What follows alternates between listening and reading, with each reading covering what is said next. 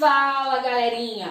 Hoje nós vamos falar um pouquinho sobre a crise do petróleo. Já falamos sobre a primeira revolução industrial, falamos sobre Fordismo, falamos também sobre crise de 29, né?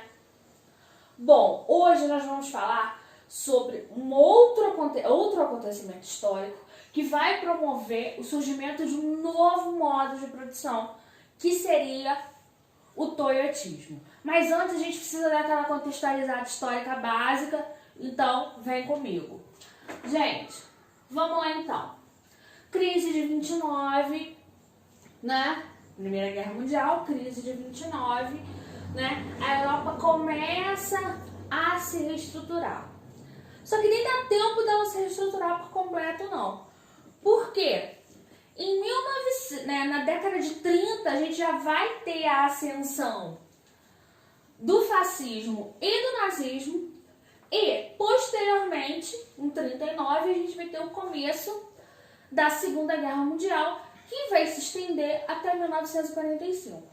Bom, se com a Primeira Guerra, né, com a Primeira Guerra Mundial, nós já tínhamos tido, né, um período muito difícil no continente europeu, agora mais ainda, não havia tido tempo hábil suficiente para se recuperar dos estragos da Primeira Guerra Mundial. E aí a Segunda Guerra ainda foi um estrago ainda maior, porque a guerra ela não era a Primeira Guerra, a guerra de trincheiras, né? Eu tenho um combate do exército, assim, mais potente, mas a Segunda Guerra Mundial eu tenho não somente o embate, né, entre os exércitos, eu também tenho ataques sistemáticos à população civil, né?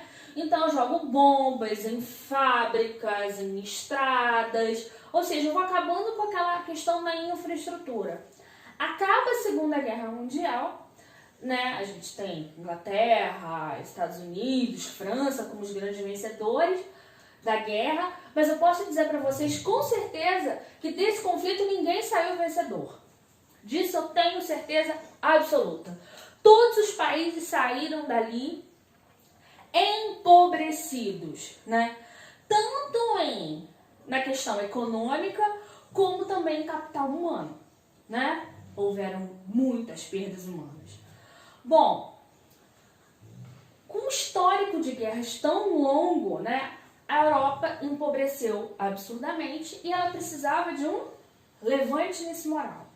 E esse levante no moral vai ser dado através do Plano Marshall, do plano dos Estados Unidos para injetar dinheiro na economia europeia, mas eles não estão injetando esse dinheiro na economia europeia porque eles são simpáticos, bonzinhos, ou que eles estão preocupados com o povo europeu.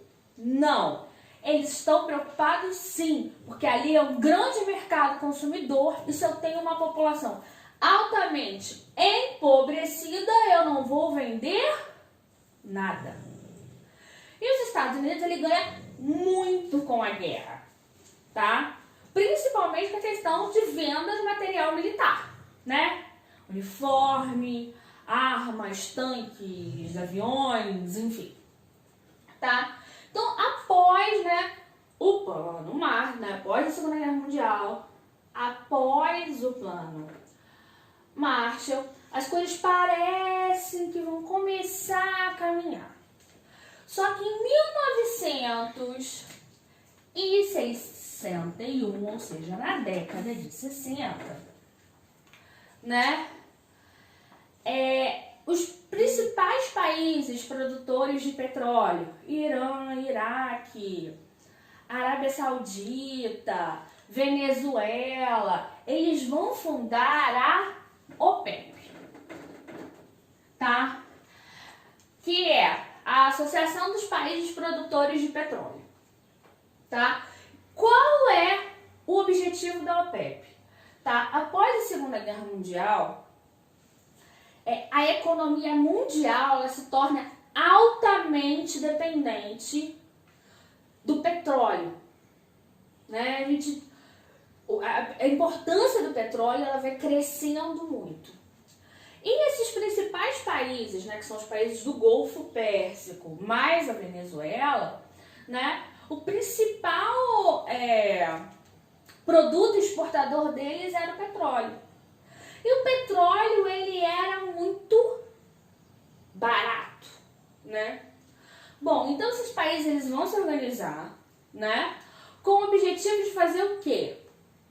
Promover, né, o enriquecimento das nações produtoras de petróleo, o que é justo, porque se eu produzo a coisa mais importante no mundo, né, eu preciso receber aquilo que é certo, né? Ele vai lutar também contra a questão da carteirização, né, das grandes petroleiras, né, do Ocidente. Vai lutar também pela questão do aumento do valor do petróleo, do reconhecimento da organização.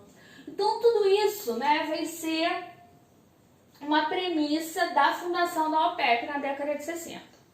Bom, exatamente em 1973, eles conseguem perceber que eles não estão conseguindo, como posso dizer assim, realizar esses objetivos, né? Então, gente, o preço do barril de petróleo, tá? Eram de 3 dólares. Então, né, e essas grandes produtoras, elas estavam o quê? Reféns dessa carteirização das petroleiras ocidentais. Gente, todas norte-americanas. Então, eu tenho a Mobil, a Chevron, a Shell, a Standard Oil, a Exxon, né, as empresas do grupo Rockefeller, né, que são empresas do grupo petrolífero. Então, eles tinham essa grande pressão, né, para manter os preços do petróleo baixos. Então, eles vão fazer meio que uma restrição da produção de petróleo.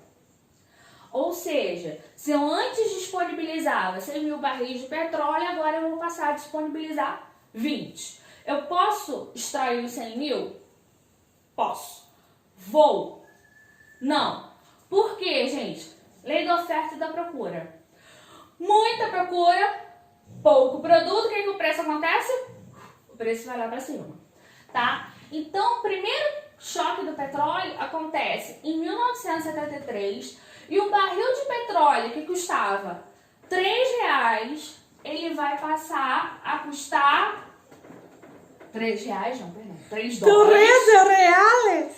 Eles vão passar a custar 12 dólares. Ou seja, um aumento de 400% no valor do barril de petróleo. Bom, até aí a estratégia deles deu certo. Mas aí aqui, gente, eu pagava R$3, agora eu passo a pagar 12, eu também tenho que começar aí a repensar uma maneira de poder fazer o quê? Tadã! De poder diminuir a minha dependência do petróleo.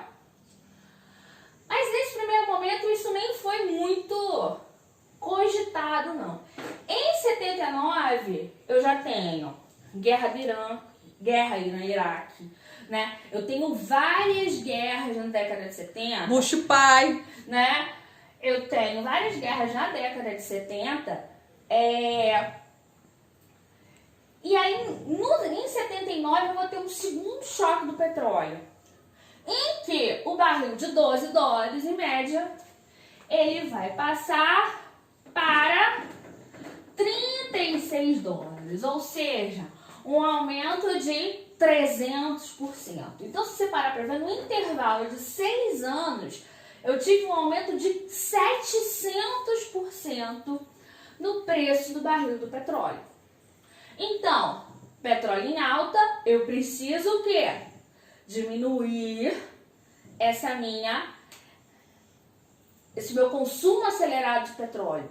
E a partir daí vai surgir o toyotismo com uma nova proposta produtiva e a gente vai falar isso na próxima aula.